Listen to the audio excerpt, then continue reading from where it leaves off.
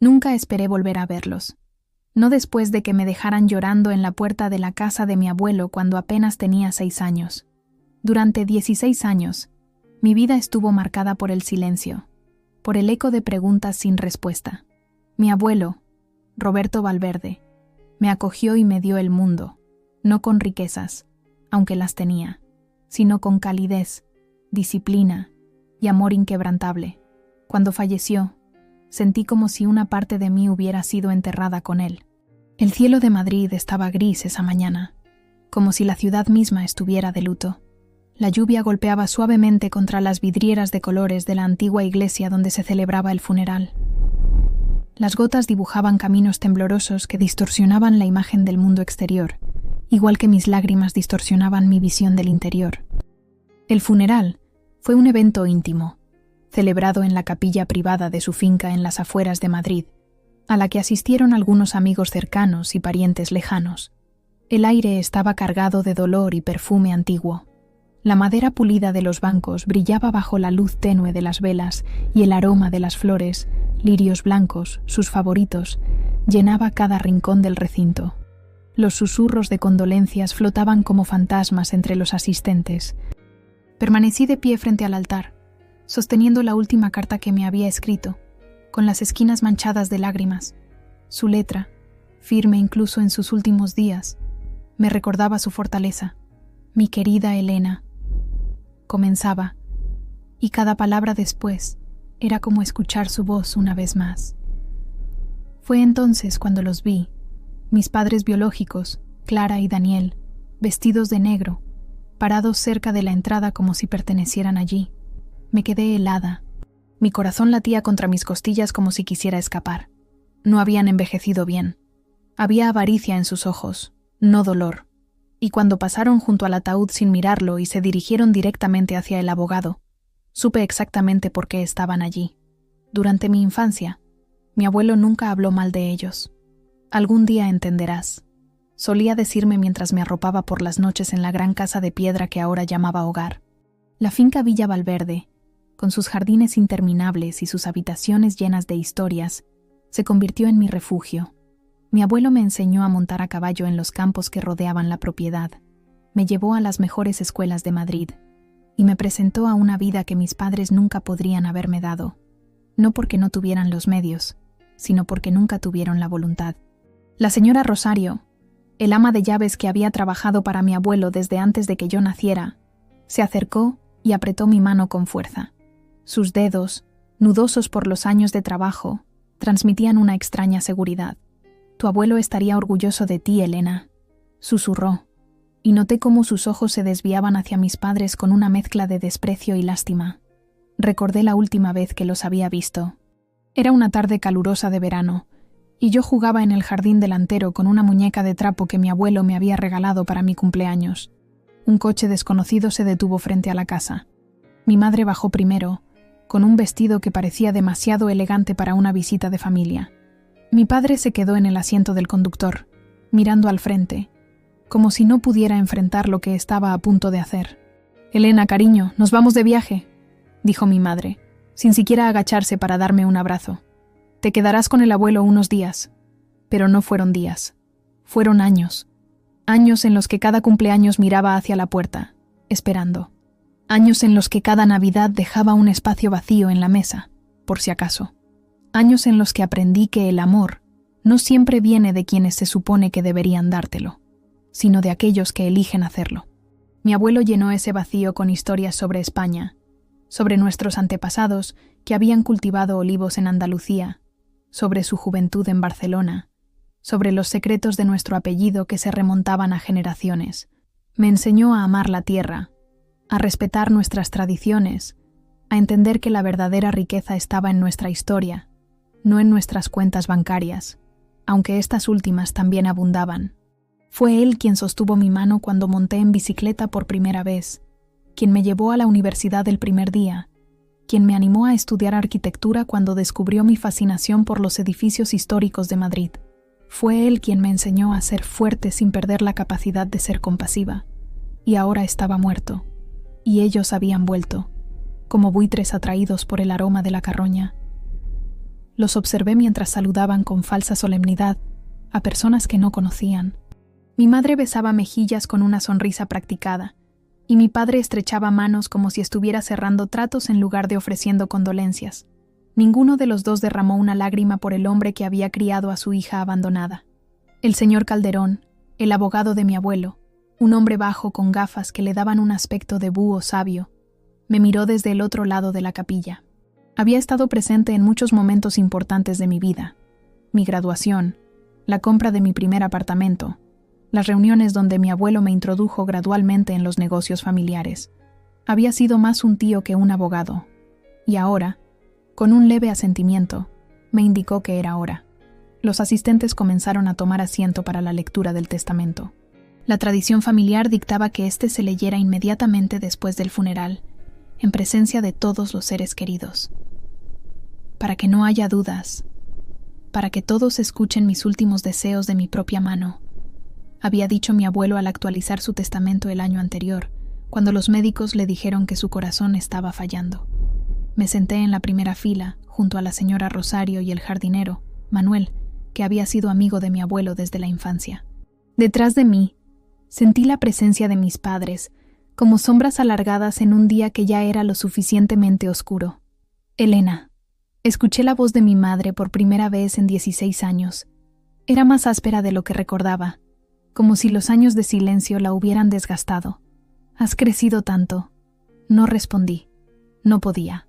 Las palabras se agolpaban en mi garganta como un nudo que amenazaba con ahogarme. ¿Qué se le dice a la mujer que te dio la vida pero no te dio nada más? ¿Cómo se responde a un cumplido vacío después de años de ausencia? Fue entonces cuando el señor Calderón se aclaró la garganta y el silencio cayó sobre la capilla como una manta pesada. La hora de la verdad había llegado, y con ella, el momento que cambiaría todo nuevamente. La sala quedó sumida en un silencio incómodo cuando ellos se pusieron de pie frente a todos. La voz de mi madre cortó el silencio como un cuchillo. Nosotros nos haremos cargo de la finca. Somos su verdadera familia. Sus palabras fueron hielo sobre mi piel. Murmullos estallaron entre los invitados. Me volví hacia el señor Calderón, quien permanecía junto al atril, organizando tranquilamente sus papeles. Mi padre añadió, con esa voz que recordaba vagamente de mi infancia: «Tenemos el derecho legal. La sangre no miente». Nunca habían llamado, nunca habían escrito, nunca se habían presentado para cumpleaños o graduaciones. Pero ahora, cuando la fortuna de mi abuelo, unos 120 millones de euros, estaba sobre la mesa, de repente recordaban que tenían una hija. Un silencio sepulcral invadió la capilla. Podía sentir las miradas de todos los presentes, algunas compasivas, otras curiosas, todas incómodas.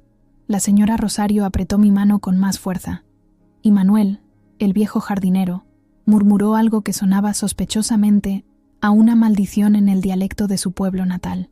Traté de hablar, pero las palabras se quedaron atrapadas en mi garganta. Miré al señor Calderón en busca de ayuda, pero en lugar de interrumpir, dejó escapar una breve risa. «Oh, he estado esperando esto», murmuró, desplegando el grueso sobresellado que contenía el testamento final de mi abuelo. El aire cambió. Todos observaban ahora. Isabel Fuentes, la mejor amiga de mi abuelo y directora del museo donde él había donado gran parte de su colección de arte, se puso de pie.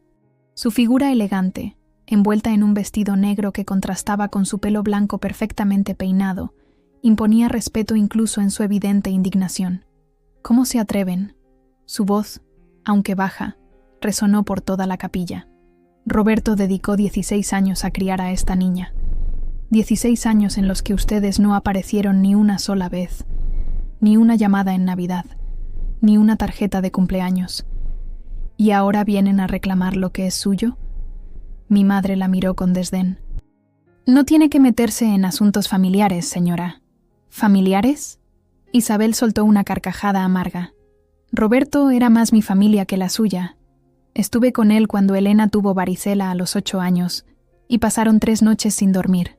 Estuve aquí cuando se rompió el brazo montando a caballo, y lloró no por el dolor, sino porque temía decepcionar a su abuelo en la competición. ¿Dónde estaban ustedes?». Mi padre dio un paso adelante, su rostro enrojecido por la ira o quizás por la vergüenza. Teníamos nuestras razones, razones que no tenemos por qué explicar a nadie aquí.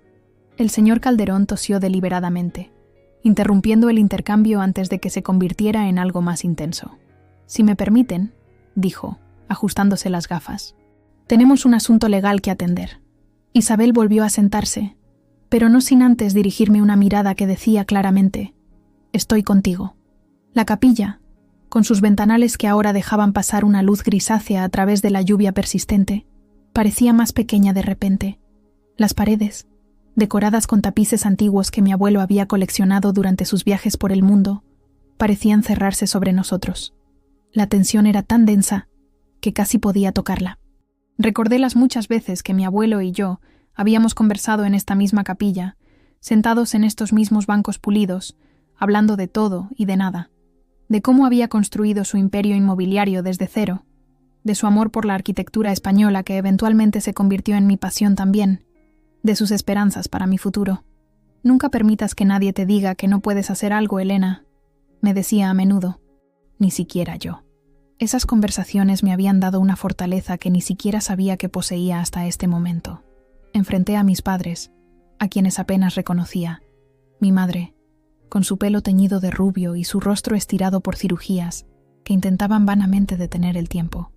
Mi padre, con esa barriga que delataba años de excesos y esa mirada vidriosa que hablaba de demasiadas copas de más. «No tienen derecho», dije finalmente, sorprendida por la firmeza de mi propia voz. «No tienen derecho a aparecer aquí, el día de su funeral, y reclamar lo que nunca les importó». Mi madre se volvió hacia mí, y por un momento vi algo en sus ojos, remordimiento, culpa, pero desapareció tan rápido que podría haberlo imaginado. «Eres nuestra hija, Elena. Todo lo que hacemos es por tu bien».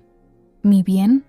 La incredulidad me hizo reír, aunque no había nada de divertido en la situación.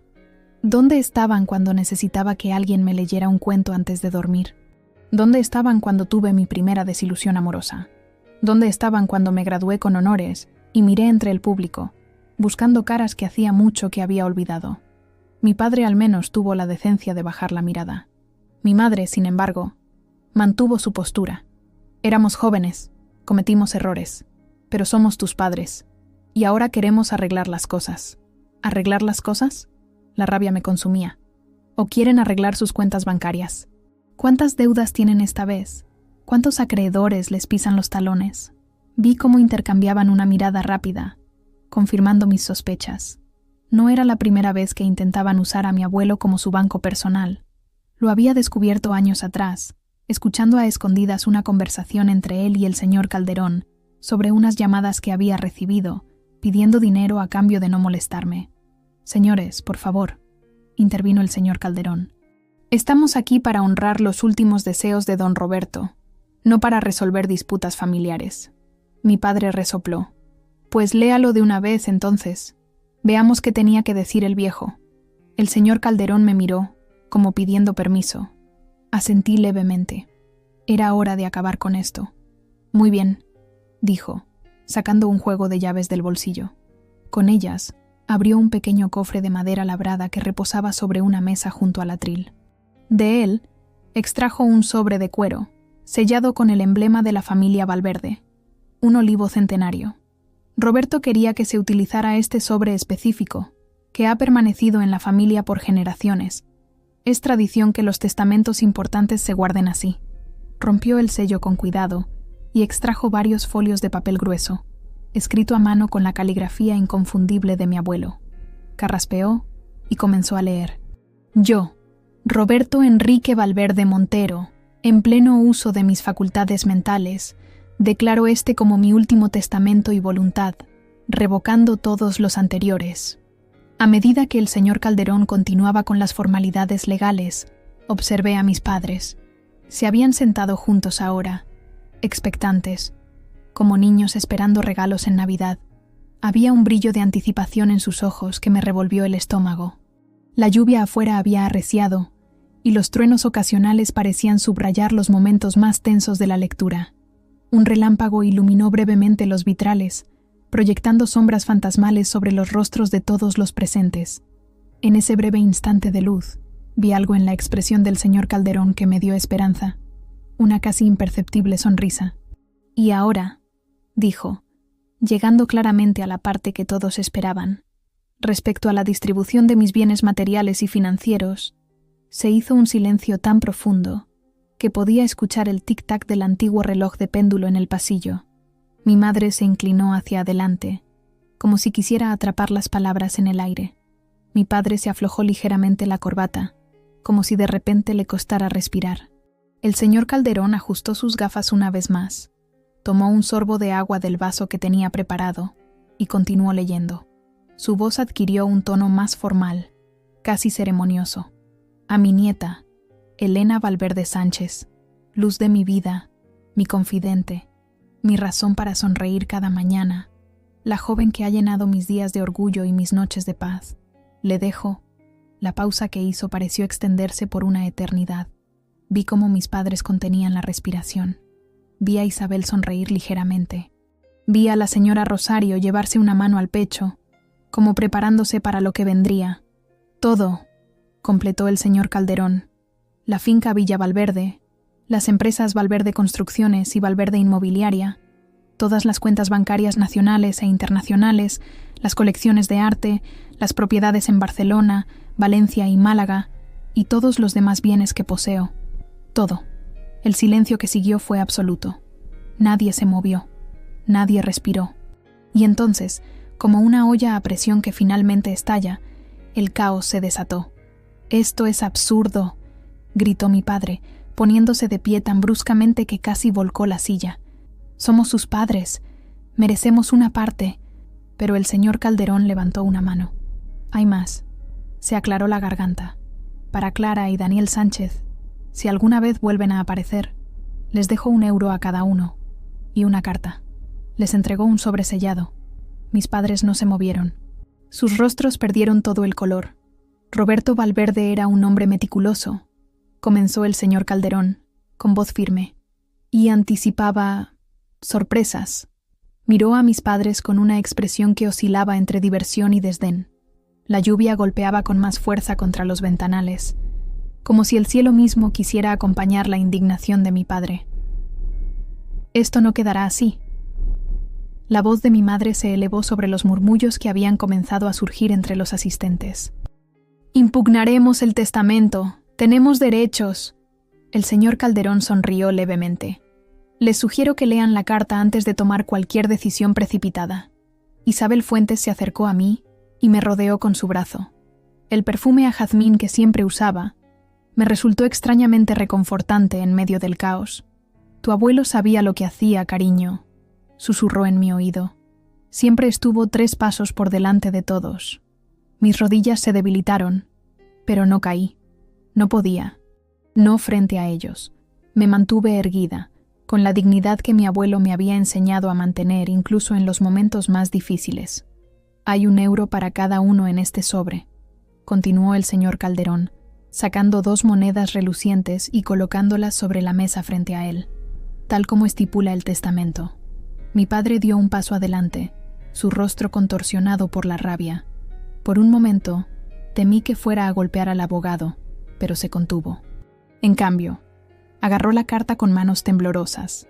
«Ábrela», lo instó mi madre, con una voz que intentaba sonar controlada pero que traicionaba su nerviosismo. El sobre era simple, blanco, sellado con el mismo emblema del olivo centenario que había adornado el testamento. Mi padre lo abrió con dedos torpes, rasgando parte del papel en el proceso. Dentro había varias hojas dobladas con precisión. Mientras comenzaba a leer, observé cómo su expresión pasaba de la ira al shock y finalmente al miedo, un miedo profundo, visceral, que hizo que su mano se crispara sobre el papel. «¿Qué dice?» Mi madre le arrebató las hojas. Sus ojos volaron sobre las líneas escritas, ensanchándose con cada palabra. «No puede. Esto no», balbuceó, incapaz de completar una frase. El señor Calderón se giró hacia mí. «Elena, tu abuelo dejó una copia de esta carta para ti también. Pensó que querrías saber la verdad, toda la verdad». Me tendió otro sobre, idéntico al que ahora temblaba en las manos de mi madre. No estaba segura de querer abrirlo. No allí, no entonces. con tantos ojos sobre mí, pero algo en la mirada del señor Calderón me dio el valor necesario. Abrí el sobre con manos más firmes de lo que esperaba. La letra de mi abuelo, clara y determinada incluso en sus últimos días, llenaba varias páginas. Comencé a leer. «Mi querida Elena», decía el encabezado, «si estás leyendo esto, es porque ya no estoy contigo físicamente, aunque sabes que siempre estaré en tu corazón. También significa que tus padres han reaparecido, tal como siempre supe que lo harían». Las siguientes líneas relataban una historia que nunca había escuchado, una verdad que había permanecido oculta durante todos estos años. Nunca quise envenenar tu corazón contra ellos, pero ahora necesitas saber la verdad. El día que te dejaron en mi puerta, no fue por razones nobles ni por circunstancias más allá de su control. Me vendieron tu custodia. Sí, me vendieron a su propia hija, para evitar ir a prisión por un fraude que habían cometido. Sentí que el aire abandonaba mis pulmones. A mi alrededor, la capilla parecía girar ligeramente. Isabel apretó mi hombro, manteniéndome anclada a la realidad mientras continuaba leyendo. Habían estafado a varios inversores en un esquema piramidal. Millones de euros desaparecieron, y la policía estaba tras su pista. Vinieron a mí, no como padres preocupados, sino como delincuentes desesperados. Me ofrecieron renunciar a sus derechos parentales a cambio de que yo pagara a los inversores estafados y evitara que presentaran cargos. El papel tembló en mis manos. Recordé vagamente aquel día de verano, el coche desconocido, las palabras apresuradas de mi madre. «Nos vamos de viaje. Te quedarás con el abuelo unos días». Nunca supe que esos días eran en realidad una despedida permanente, una transacción. «Acepté», continuaba la carta. «No por ellos, sino por ti. No podía soportar la idea de que crecieras con padres en prisión, marcada para siempre por su crimen. Pagué el dinero, silencié a los inversores y te di un hogar. Nunca me arrepentí de esa decisión. Tú has sido la mayor alegría de mi vida». Las lágrimas comenzaron a correr por mis mejillas, pero seguí leyendo. A lo largo de los años, intentaron contactarme varias veces, no para preguntar por ti, no para saber cómo estabas creciendo, sino para pedir más dinero. Los mantuve alejados con la amenaza de hacer públicas las pruebas que había guardado, documentos, grabaciones de nuestras conversaciones, incluso sus firmas en el acuerdo de renuncia a la custodia. Levanté la mirada hacia mis padres. Estaban pálidos, inmóviles, como estatuas de sal. Mi madre había dejado caer su copia de la carta al suelo, y las hojas se habían esparcido como hojas secas en otoño. «Si intentan impugnar mi testamento, si intentan quitarte lo que por derecho te pertenece, el señor Calderón tiene instrucciones de entregar todas las pruebas a las autoridades. El delito de fraude puede haber prescrito, pero el de venta de custodia, no. Pasarían años en prisión». La capilla estaba en completo silencio ahora. Podía escuchar el latido de mi propio corazón, el susurro de la lluvia contra los cristales, el crujido ocasional de la madera antigua. «Te pido perdón por no haberte contado esto antes. Quería protegerte del dolor, de saber que fuiste tratada como una mercancía por quienes debían amarte incondicionalmente. Pero ahora necesitas esta verdad como escudo. Ellos vendrán por el dinero, Elena. Siempre lo hacen». Las últimas líneas de la carta eran un recordatorio del amor incondicional que mi abuelo siempre me había profesado. «Nunca dudes de tu valor.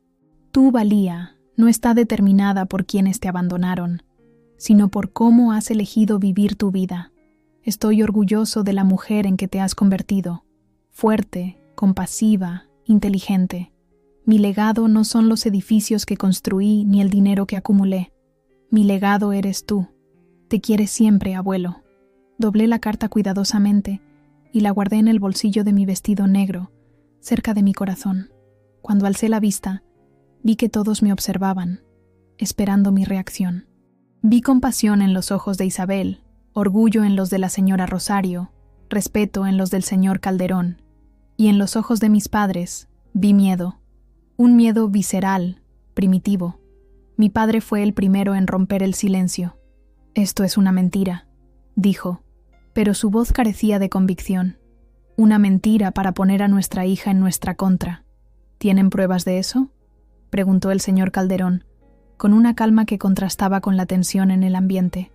¿Pueden probar que no vendieron la custodia de su hija? ¿Pueden explicar por qué no la visitaron ni una sola vez en 16 años? Mi madre dio un paso adelante, intentando recuperar algo de compostura.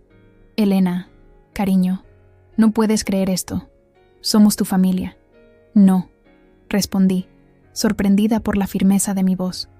Mi familia era él, el hombre que me crió, que me amó, que estuvo presente en cada momento importante de mi vida. Ustedes son solo biología. Mi padre hizo un movimiento brusco hacia la carta que yo había guardado. Quizás pensaba que destruyéndola, destruiría la verdad que contenía. Pero Manuel, el viejo jardinero, se interpuso con una agilidad sorprendente para su edad. «Creo que es hora de que se vayan», dijo, con ese acento andaluz que se acentuaba cuando se enfadaba. «¡Esto no ha terminado!», gritó mi padre, mientras el señor Calderón hacía una señal a los 2 guardias de seguridad que esperaban discretamente en la entrada. «Impugnaremos el testamento. Lucharemos por lo que es nuestro. Adelante», respondió el señor Calderón, con una sonrisa que no llegó a sus ojos. «Los estaremos esperando en los tribunales, con todas las pruebas». Los guardias se acercaron, y por un momento creí que mis padres iban a resistirse. Pero algo en la mirada del señor Calderón, o quizás la amenaza implícita en sus palabras, hizo que reconsideraran. Con una última mirada de odio dirigida a mí, permitieron que los escoltaran fuera. Cuando la pesada puerta de roble se cerró tras ellos, sentí como si un peso se levantara de mis hombros. La capilla, que momentos antes parecía asfixiante, ahora se sentía espaciosa, llena de aire fresco a pesar del aroma persistente de los lirios y las velas. El señor Calderón se acercó a mí, con una expresión de genuina preocupación. «¿Estás bien, Elena?», pensé en la pregunta. ¿Estaba bien? Acababa de enterrar a mi abuelo, de descubrir la verdad sobre mis padres, de enfrentar el pasado que siempre había intentado ignorar. Y sin embargo, sí, respondí, y me sorprendió darme cuenta de que era verdad. Estoy bien. Por fin conozco toda la verdad. Isabel se acercó y me abrazó con fuerza. Roberto estaría tan orgulloso de ti en este momento, susurró, enfrentando todo esto con tanta dignidad. La lluvia afuera había amainado, y un rayo de sol se filtraba tímidamente a través de las nubes, proyectando un arco iris sobre los vitrales de la capilla. Era como si mi abuelo, de alguna manera, estuviera dándome su aprobación desde donde quiera que estuviera ahora. Los invitados se fueron retirando poco a poco, dejando tras de sí un rastro de pésames murmurados y miradas compasivas. Algunos se acercaron a abrazarme, a ofrecer su ayuda, a recordarme anécdotas sobre mi abuelo que me arrancaron sonrisas entre lágrimas. Pero finalmente quedamos solo el señor Calderón, Isabel, la señora Rosario, Manuel y yo en la capilla que ahora parecía demasiado grande, demasiado vacía. «Elena», dijo el señor Calderón, «hay algo más que necesito mostrarte». Tu abuelo dejó instrucciones específicas. Me condujo hasta el despacho de mi abuelo en la casa principal, una habitación que siempre me había fascinado de niña. Las paredes estaban cubiertas de libros antiguos, mapas de ciudades españolas y fotografías en marcos de plata. El gran escritorio de caoba dominaba el centro, y detrás de él, un retrato de mi abuelo me observaba con esa sonrisa suya que siempre parecía guardar un secreto. El señor Calderón se dirigió a la caja fuerte oculta tras el retrato.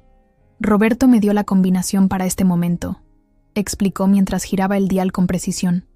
La pesada puerta se abrió con un clic satisfactorio, revelando varias carpetas y una pequeña caja de metal. «En esta caja están todas las pruebas», dijo, colocándola sobre el escritorio. «Documentos, grabaciones, incluso las transferencias bancarias que demuestran lo que te contó en la carta». Abrí la caja con manos temblorosas. En su interior había un dispositivo de grabación antiguo, carpetas etiquetadas meticulosamente y varias memorias USB. También había fotografías que nunca había visto. Mis padres, mucho más jóvenes, firmando documentos bajo la mirada vigilante de mi abuelo. Su expresión en aquellas fotos no era la que yo conocía. Era dura, fría, calculadora. La expresión de un hombre de negocios cerrando un trato, no la de un abuelo salvando a su nieta. «¿Quieres escuchar?», preguntó el señor Calderón, señalando el dispositivo de grabación. Dudé. ¿Realmente quería oír las voces de mis padres vendiendo mi custodia como si fuera una transacción comercial cualquiera? ¿Necesitaba esa herida adicional? Sí, respondí finalmente. Necesito saberlo todo. El señor Calderón asintió, comprendiendo. Presionó el botón de reproducción, y la habitación se llenó con voces del pasado. 500.000 euros, decía mi padre. Su voz sonaba más joven, pero ya tenía ese tono calculador que había reconocido hoy. Y nos olvidamos de todo. La niña es tuya legalmente, sin visitas, sin llamadas, sin complicaciones. ¿Y los inversores? La voz de mi abuelo era cortante como el acero. Necesitaremos al menos 2 millones más para pagarles, respondió mi madre. Si no, iremos a la cárcel. Ya lo sabes, papá. ¿Es eso lo que quieres para tu nieta? ¿Que sus padres estén en prisión? Hubo un silencio, y luego la voz de mi abuelo, más baja, más peligrosa. ¿Me estáis chantajeando con mi propia nieta? Llámalo como quieras, dijo mi padre. Nosotros lo llamamos un acuerdo beneficioso para todos. Tú obtienes la custodia completa de Elena. Nosotros obtenemos libertad, y ella obtiene una vida estable. Es mejor que tener padres criminales, ¿no crees? Sentí náuseas. Me aferré al borde del escritorio mientras las voces continuaban, discutiendo los términos como si estuvieran negociando la venta de un coche, no el futuro de una niña. Firmaréis la renuncia a la custodia, decía mi abuelo, total e irrevocable, y os iréis. No intentaréis contactarla, no apareceréis en su vida. Si lo hacéis, haré público todo esto. ¿Entendido? Entendido, respondió mi madre, con una ligereza escalofriante. ¿Dónde firmamos? El señor Calderón detuvo la grabación. Me miraba con preocupación, como evaluando si podía soportar más. Hay más, dijo. Grabaciones de llamadas posteriores, cuando intentaron extorsionarlo de nuevo, cuando te vieron en el periódico al ganar aquel concurso de arquitectura, cuando se enteraron del valor de la empresa. Siempre volvían por más dinero. Isabel, que había permanecido en silencio en un rincón de la habitación, se acercó y puso una mano en mi hombro. Tu abuelo nunca cedió después de ese primer pago. Siempre les recordaba que tenía pruebas suficientes para destruirlos. Recordé aquel concurso. Tenía 19 años, y había diseñado un edificio sostenible que combinaba elementos de la arquitectura tradicional española con tecnologías modernas. La foto en el periódico, mi abuelo orgulloso a mi lado. El titular: La heredera Valverde sigue los pasos del abuelo. Nunca imaginé que esa imagen pudiera haber despertado la codicia de quienes me habían abandonado. Aquí está todo, continuó el señor Calderón, señalando las carpetas. Las transferencias bancarias, los documentos de renuncia a la custodia, los informes de los investigadores privados que tu abuelo contrató para seguirles la pista durante todos estos años. Abrí una de las carpetas. Estaba llena de fotografías. Mis padres en Marbella, en yachts, en casinos, derrochando el dinero que mi abuelo les había dado para salvarlos de la cárcel. Fotos más recientes mostraban una realidad diferente. Apartamentos modestos, coches usados, ropa barata. Su fortuna mala vida se había evaporado, y con ella, su estilo de vida. Se quedaron sin dinero hace unos 5 años, explicó el señor Calderón. Tu abuelo lo sabía. Sabía que volverían cuando muriera, buscando reclamar lo que, según ellos, les pertenecía. Me senté en el sillón de cuero que tantas veces había ocupado mi abuelo. Desde allí, su retrato parecía observarme con aún más intensidad, como esperando mi reacción. Esa fue una de las razones por las que actualizó su testamento el año pasado, cuando su salud empeoró, añadió Isabel. Quería asegurarse de que estuvieras protegida. Miré el contenido de la caja, las pruebas irrefutables de una traición que iba más allá de lo imaginable. No eran solo unos padres que habían abandonado a su hija. Eran criminales que la habían vendido para salvar su propio pellejo. ¿Qué debería hacer con todo esto?, pregunté. El señor Calderón se ajustó las gafas. Tu abuelo dejó esa decisión en tus manos. Si quieres proceder legalmente contra ellos, tienes todas las pruebas necesarias. Si prefieres guardarlo como protección, también es válido. Lo único que pidió es que conocieras la verdad. La verdad. Una palabra tan simple para algo tan devastador. La verdad era que nunca había sido abandonada porque mis padres no pudieran cuidarme, o porque no me quisieran lo suficiente. Había sido vendida, tratada como una mercancía en una transacción, y sin embargo, Esa transacción me había llevado a los brazos de mi abuelo, a esta casa llena de amor y aprendizaje, a una vida que probablemente nunca habría tenido con ellos. Tu abuelo solía decir que las peores circunstancias a veces nos llevan a los mejores destinos, comentó Isabel, como si leyera mis pensamientos. Sonreí a través de las lágrimas. Era cierto. Mi abuelo había convertido la tragedia en triunfo. Había tomado algo roto y lo había sanado con paciencia y amor. Necesito tiempo para procesarlo todo, dije finalmente. Por supuesto, asintió el señor Calderón. No hay prisa para decidir. Lo importante es que ahora conoces toda la historia. Miré el reloj en la pared, un antiguo reloj de péndulo que había pertenecido al bisabuelo de mi abuelo. Marcaba las 7 de la tarde. Afuera, el sol comenzaba a ponerse, tiñendo el cielo de Madrid de tonos naranjas y rosas. La lluvia había cesado por completo, dejando tras de sí un aire limpio y fresco que entraba por la ventana entreabierta. «Hay algo más», dijo el señor Calderón, sacando un sobre de su maletín. «Una carta más, para ser leída solo después de que conocieras toda la verdad». Este sobre era diferente. No llevaba el sello familiar del olivo, sino que estaba cerrado con un lacre rojo simple. Mi nombre, escrito a mano por mi abuelo, ocupaba el centro. Lo abrí con cuidado, sintiendo que cada carta era como una conversación póstuma con él, una forma de mantenerlo cerca a pesar de su ausencia física. La letra en esta carta era diferente, menos formal, más personal. Parecía haber sido escrita en un momento de reflexión profunda. Mi querida Elena, si estás leyendo esto, ya conoces la verdad sobre tus padres, sobre cómo llegaste a mí. Quizás estés enfadada, confundida, herida. Todos esos sentimientos son válidos, pero hay algo que necesito que entiendas. El día que firmaron esos papeles cediendo tu custodia, cometieron el mayor error de sus vidas, pero me dieron el mayor regalo de la mía. Nunca vi tu llegada como una carga o una obligación. Fue un privilegio criarte, verte crecer, ser testigo de tus triunfos y consolarte en tus derrotas. Te convertiste en mi segunda oportunidad, una oportunidad de hacer las cosas bien, porque, verás, no fui el mejor padre para tu madre. Estaba demasiado ocupado construyendo un imperio como para asistir a sus recitales de piano o ayudarla con los deberes. Quizás, si hubiera estado más presente, si le hubiera enseñado mejores valores, las cosas habrían sido diferentes. Contigo, decidí que sería diferente. Y lo fue. Cada momento que compartimos, cada lección, cada risa, cada lágrima, ha sido un tesoro para mí. No cambiaría ni un solo día de nuestra vida juntos. Así que, aunque la verdad es dolorosa, espero que también encuentres en ella un consuelo. Fuiste amada, intensamente amada, desde el momento en que cruzaste mi puerta. No por obligación, sino por elección.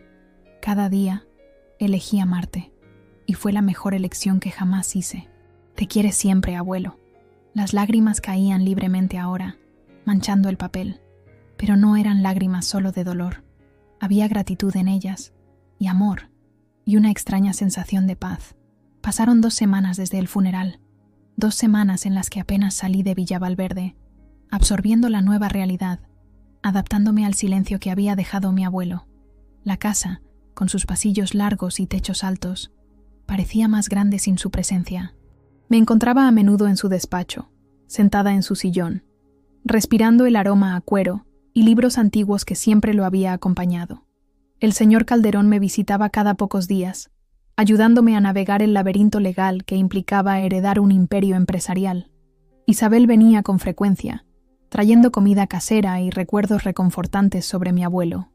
La señora Rosario seguía cuidando la casa como siempre lo había hecho, y Manuel mantenía los jardines impecables, como si mi abuelo pudiera aparecer en cualquier momento para inspeccionar sus rosas.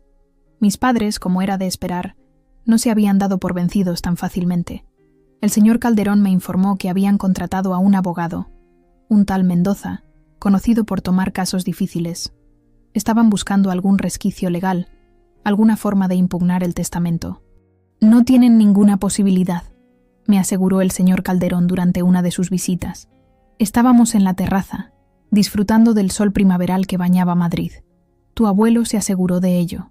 El testamento es inexpugnable, y las pruebas contra ellos son abrumadoras. ¿Por qué insisten entonces?, pregunté, más curiosa que preocupada. El señor Calderón se ajustó las gafas, un gesto que había aprendido a interpretar como señal de que estaba eligiendo cuidadosamente sus palabras. La desesperación, supongo. Según mis fuentes, están prácticamente en bancarrota. Han quemado el último puente con sus anteriores socios. Esta herencia es su última esperanza. Tomé un sorbo de té, dejando que el calor de la taza reconfortara mis manos. ¿Cree que llegarán a presentar la demanda formalmente? Lo dudo. Cualquier abogado con un mínimo de ética profesional les aconsejará desistir una vez que revise toda la documentación. Y así fue. 3 días después, recibí una llamada del señor Calderón. Su voz transmitía una satisfacción apenas contenida. Mendoza ha renunciado al caso, anunció. Aparentemente, después de revisar las pruebas que le proporcionamos, informó a tus padres que no solo no tenían posibilidades de ganar, sino que podrían enfrentar cargos criminales si insistían. Sentí un peso levantarse de mis hombros. No tanto por la amenaza legal, que nunca había tomado demasiado en serio, sino por la posibilidad de tener que verlos de nuevo, de enfrentar sus miradas acusadoras, sus demandas, sus mentiras. ¿Crees que se darán por vencidos ahora?, pregunté. Hubo una pausa al otro lado de la línea. Tal vez intenten otro enfoque. No tuve que esperar mucho para descubrir cuál sería ese otro enfoque. Esa misma tarde, mientras revisaba algunos planos en el estudio que mi abuelo había acondicionado para mí en la planta baja de la casa, la señora Rosario me anunció que tenía visita. Son sus padres, señorita Elena, dijo, con una expresión que dejaba claro su desagrado. Les he dicho que usted no recibe visitas sin cita previa, pero insisten en que es urgente. Mi primer impulso fue negarme a verlos. ¿Qué más podían querer decirme? ¿Qué más podían intentar arrebatarme? Pero entonces recordé las palabras de mi abuelo en su última carta. Fuiste amada, intensamente amada, no por obligación, sino por elección. Yo también podía elegir enfrentarlos no desde el miedo o el rencor, sino desde la fortaleza que él me había inculcado. Hazlos pasar al salón pequeño, le dije a la señora Rosario. Y por favor, quédate cerca. Ella asintió, comprendiendo mi petición tácita de tener un testigo. Cuando entré al salón, los encontré de pie, inquietos, como si no supieran qué hacer con sus propios cuerpos en aquel espacio. Mi madre llevaba un vestido sencillo, sin las joyas ostentosas que había lucido en el funeral. Mi padre parecía haber envejecido 10 años en 2 semanas. «Elena», comenzó mi madre, con una voz que intentaba sonar cálida, pero que no lograba ocultar su nerviosismo. «Gracias por recibirnos». No respondí. Me senté en uno de los sillones y les indiqué que hicieran lo mismo. Se sentaron frente a mí, al borde de sus asientos, como niños convocados a la oficina del director. «Sabemos que las cosas no salieron bien en el funeral», continuó mi madre. «Estábamos alterados, confundidos. No expresamos adecuadamente lo que queríamos decir». «¿Y qué es lo que querían decir?», pregunté, manteniendo mi voz neutral, sin dejar entrever ninguna emoción. Mi padre carraspeó. «Queremos recuperar el tiempo perdido, conocerte, ser parte de tu vida». No pude evitar soltar una risa breve, incrédula. ¿Después de 16 años? ¿Después de venderme como si fuera un objeto? ¿Por qué debería creeros? Vi cómo intercambiaban una mirada rápida. Mi madre sacó un pañuelo de su bolso y se enjugó una lágrima que no llegué a ver caer. «Cometimos un error terrible», dijo. «El peor error de nuestras vidas. No hay día que no nos arrepintamos. No venimos por el dinero», añadió rápidamente mi padre. «Hemos retirado la impugnación al testamento. No queremos nada material, solo una oportunidad de conocer a nuestra hija. Estudié sus rostros, buscando signos de engaño, pero lo único que vi fue desesperación. Una desesperación que podría ser genuina o simplemente la mejor actuación de sus vidas. ¿Por qué ahora?», pregunté. «¿Por qué no hace 10 años? ¿O 5? ¿Por qué esperar a que el abuelo muriera?». Mi madre bajó la mirada. «Teníamos miedo. Roberto nos había amenazado con hacer públicas las pruebas si intentábamos contactarte». «Y con razón», respondí. «Me vendisteis para salvaros de la cárcel. ¿Por qué debería creer que ahora os importo como persona y no como heredera de la fortuna Valverde?». Mi padre se inclinó hacia adelante. «Entendemos tu desconfianza. Es completamente justificada. Pero la gente cambia, Elena. Nosotros hemos cambiado. Hemos pagado por nuestros errores de todas las formas posibles. ¿Cómo? Insistí. ¿Cómo habéis pagado exactamente? Se miraron de nuevo, como decidiendo cuánto revelar. Finalmente, mi madre habló. Después de dejarte con tu abuelo, las cosas no salieron como esperábamos. El dinero se acabó rápidamente. Daniel hizo algunas inversiones desastrosas y yo... Su voz se quebró. Desarrollé una adicción al juego. Antes de darnos cuenta, estábamos peor que al principio. Perdimos todo, continuó mi padre. Amigos, reputación, dinero. Hemos vivido los últimos años al borde de la indigencia, trabajando en empleos que apenas nos permiten sobrevivir. Pero eso no es lo peor, añadió mi madre, con lágrimas auténticas ahora. Lo peor ha sido vivir con lo que hicimos, con haberte perdido, con saber que te abandonamos por codicia, por miedo. Quería creerles. Una parte de mí, aquella niña de 6 años que se había quedado mirando cómo su coche se alejaba, quería desesperadamente creer que sus padres realmente la habían extrañado, que realmente se arrepentían. Pero otra parte, la que había leído las cartas de mi abuelo, la que había escuchado las grabaciones, se mantenía escéptica. Supongamos que os creo, dije finalmente. ¿Qué esperáis exactamente de mí? Nada que no estés dispuesta a dar, respondió mi padre. Tal vez podríamos empezar con una comida ocasional, conocernos poco a poco. Me levanté y caminé hacia la ventana. Desde allí podía ver los jardines que mi abuelo había diseñado con tanto cuidado, los rosales que florearían pronto, el estanque donde de niña había pasado horas observando los peces de colores. ¿Sabéis qué me enseñó el abuelo?, dije, sin volverme a mirarlos. Me enseñó que el perdón no es debilidad, que a veces perdonar es la mayor muestra de fortaleza. Sentí más que vi cómo contenían la respiración, esperando mi veredicto. No estoy lista para teneros en mi vida, continué. No sé si alguna vez lo estaré, pero tampoco os quiero en la cárcel. Me giré para enfrentarlos. Sus rostros mostraban una mezcla de decepción y alivio. No presentaré cargos contra vosotros. Las pruebas permanecerán guardadas, mientras no intentéis nada contra mí o contra la memoria del abuelo. Pero necesito tiempo, mucho tiempo. Y si alguna vez, decidimos intentar tener algún tipo de relación, será en mis términos. Se pusieron de pie, asintiendo. Es más de lo que merecemos, dijo mi madre. Gracias, Elena. Cuando se marcharon, me quedé mirando por la ventana hasta que su modesto coche desapareció por el camino de entrada. No sentía triunfo, no sentía venganza, solo una extraña paz, como si hubiera cerrado un capítulo doloroso de mi vida. La señora Rosario entró al salón con una bandeja de té y pastas. ¿Están bien, señorita Elena?, preguntó, con esa mezcla de formalidad y afecto maternal que siempre había tenido conmigo. Sí, Rosario, respondí. Creo que por fin estoy bien. Al día siguiente, el señor Calderón me visitó de nuevo. Le conté sobre la visita de mis padres y mi decisión de no tomar acciones legales contra ellos. ¿Estás segura?, preguntó, sin juzgar, solo verificando.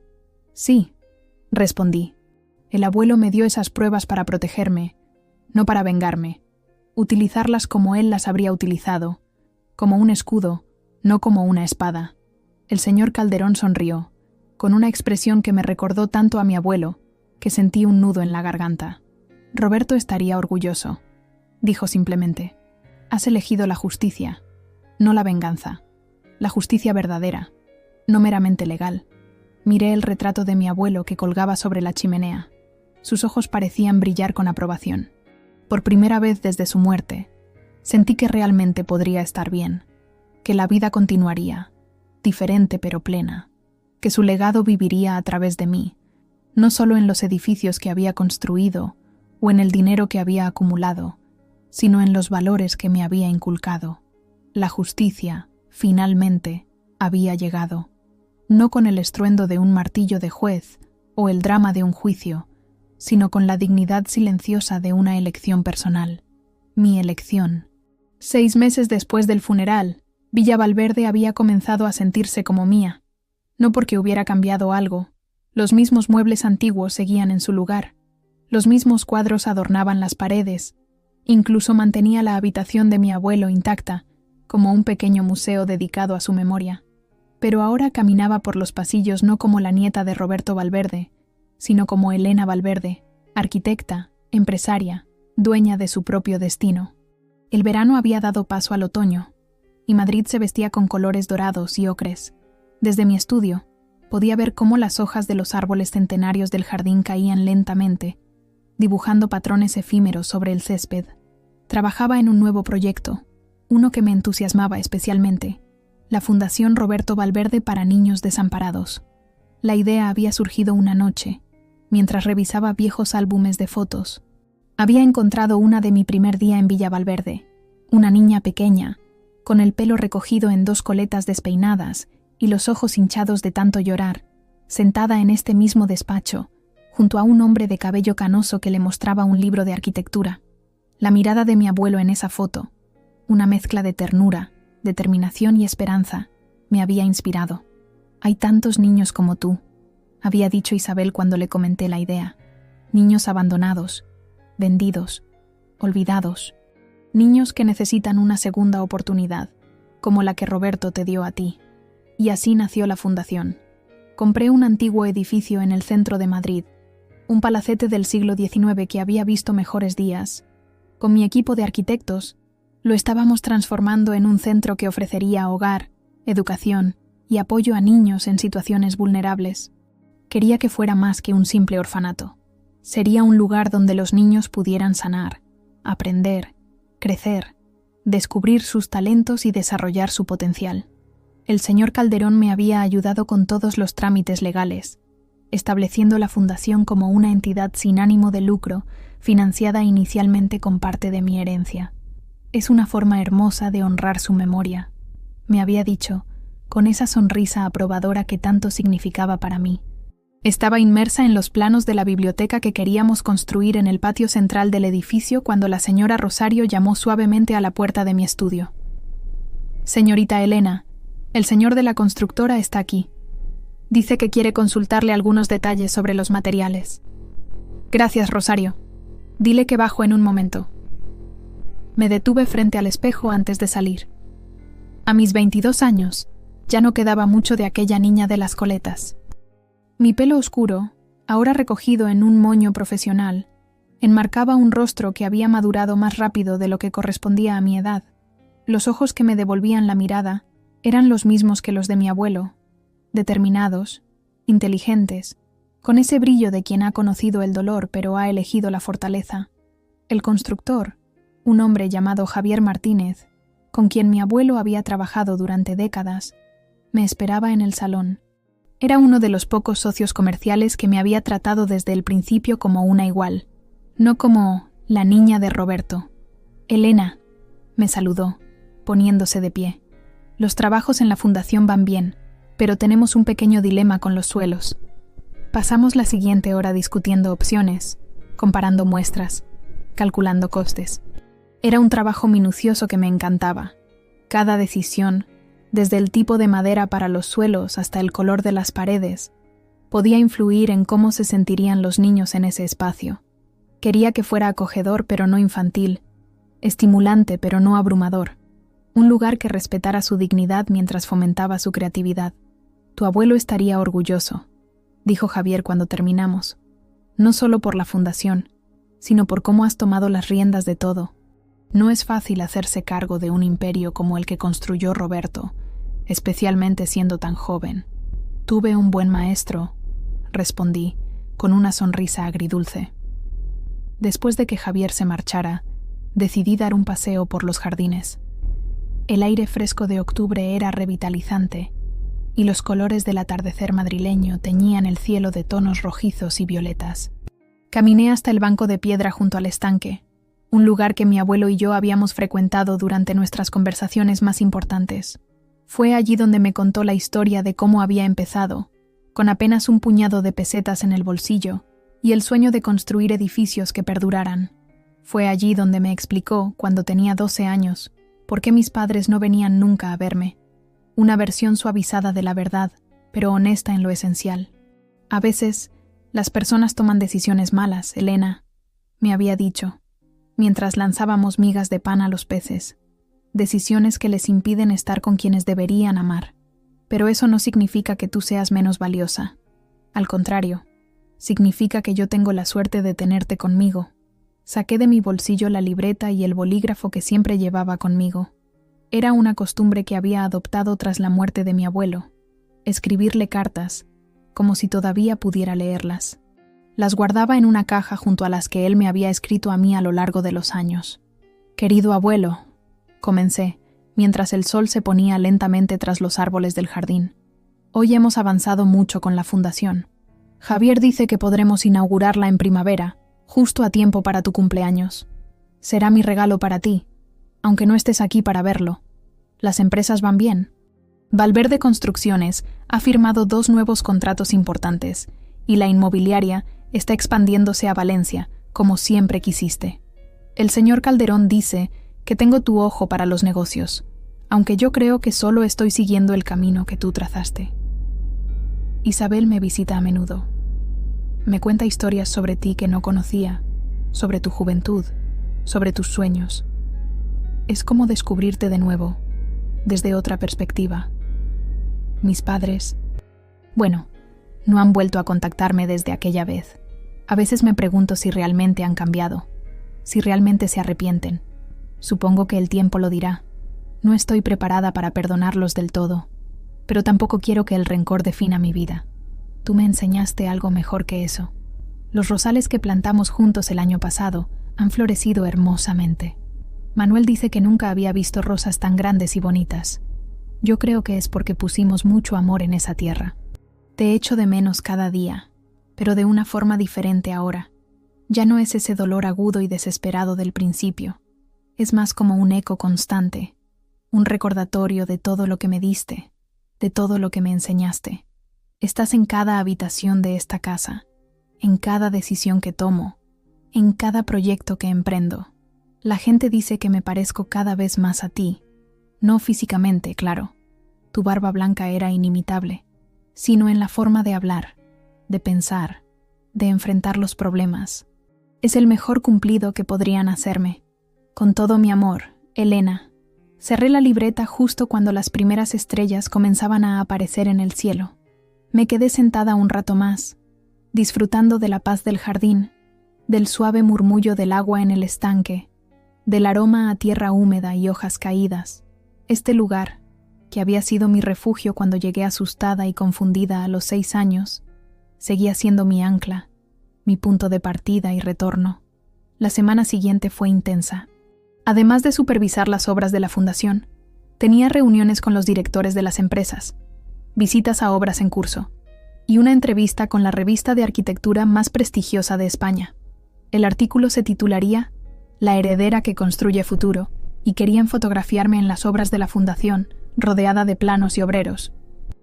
Es importante que la gente vea que estás involucrada personalmente en este proyecto, me había explicado Isabel, que se había convertido en una especie de mentora y figura maternal para mí, que no es solo una forma de lavar tu conciencia o mejorar la imagen de las empresas Valverde. La entrevista fue bien. Hablé con pasión sobre la fundación, sobre cómo queríamos que fuera un espacio no solo de acogida, sino de transformación, donde los niños pudieran sanar de sus heridas pasadas y construir un futuro propio. ¿De dónde surgió esta idea?, me preguntó la periodista, una mujer de mediana edad con ojos perspicaces. De mi propia experiencia, respondí honestamente. Aunque yo tuve la suerte de tener a mi abuelo, sé lo que es sentirse abandonada. Sé lo que significa que te den una segunda oportunidad. Quiero ofrecer eso mismo a otros niños que quizás no tienen a nadie que luche por ellos. ¿Y cómo vas a combinar este proyecto con la dirección de las empresas Valverde? Es una gran responsabilidad para alguien tan joven. Sonreí. Era una pregunta que había escuchado demasiadas veces desde la muerte de mi abuelo. Con el mismo enfoque que me enseñó mi abuelo, un día a la vez, con determinación, con honestidad, rodeándome de gente competente y nunca perdiendo de vista lo que realmente importa. ¿Y qué es lo que realmente importa, según Elena Valverde? Pensé en mi abuelo, en sus enseñanzas, en las cartas que me había dejado, en el legado que iba más allá de edificios y cuentas bancarias. Construir algo que perdure. No me refiero solo a edificios, aunque esos también son importantes. Me refiero a construir relaciones, confianza, oportunidades para quienes las necesitan. Mi abuelo no solo construía estructuras de hormigón y acero, construía hogares, lugares donde la gente podía vivir, crecer, soñar. Eso es lo que quiero continuar. La periodista asintió, aparentemente satisfecha con mi respuesta. Continuamos la entrevista recorriendo las obras, explicándole cada detalle del proyecto, las habitaciones individuales para los niños mayores, los espacios comunes diseñados para fomentar la interacción social, las aulas equipadas con la última tecnología, los talleres donde podrían aprender oficios prácticos si así lo deseaban. ¿Y qué hay de tu vida personal, Elena? ¿Eres joven, hermosa, rica? ¿Hay alguien especial? Reí ante el cambio de tema. Por ahora, mi prioridad es este proyecto y aprender a manejar las empresas. El amor llegará cuando tenga que llegar. Era cierto. Aunque había tenido alguna que otra relación, ninguna había sido lo suficientemente significativa como para distraerme de mis metas actuales. Quizás parte de mí temía el abandono, después de lo sucedido con mis padres. O quizás simplemente no había encontrado a alguien que entendiera mi dedicación a continuar el legado de mi abuelo. Después de la entrevista, volví a Villa Valverde. La casa, que una vez me había parecido demasiado grande y vacía sin mi abuelo, comenzaba a llenarse de nuevo, con mis propios proyectos, con mis sueños, con mi visión para el futuro. Me detuve en el despacho de mi abuelo, ahora mío, y observé la fotografía enmarcada sobre el escritorio. Era mi favorita. Mi abuelo y yo en mi graduación universitaria, ambos sonriendo ampliamente a la cámara, con la Sagrada Familia de Barcelona como telón de fondo. «Lo estoy haciendo, abuelo», susurré a la fotografía. «Estoy construyendo sobre tus cimientos. Espero que estés orgulloso». Y en el silencio de la habitación, rodeada de libros que ambos habíamos leído y de recuerdos que siempre atesoraría, sentí que de alguna forma él lo sabía. Que de alguna forma él seguía guiándome. La finca ahora era mía, pero más que eso, tenía respuestas, cierre, poder. Pasaba los días caminando por los pasillos que él una vez recorrió, leyendo sus diarios, escuchando su voz en las grabaciones que había dejado. Con cada día, me sentía menos como una huérfana y más como la mujer que él había criado para ser.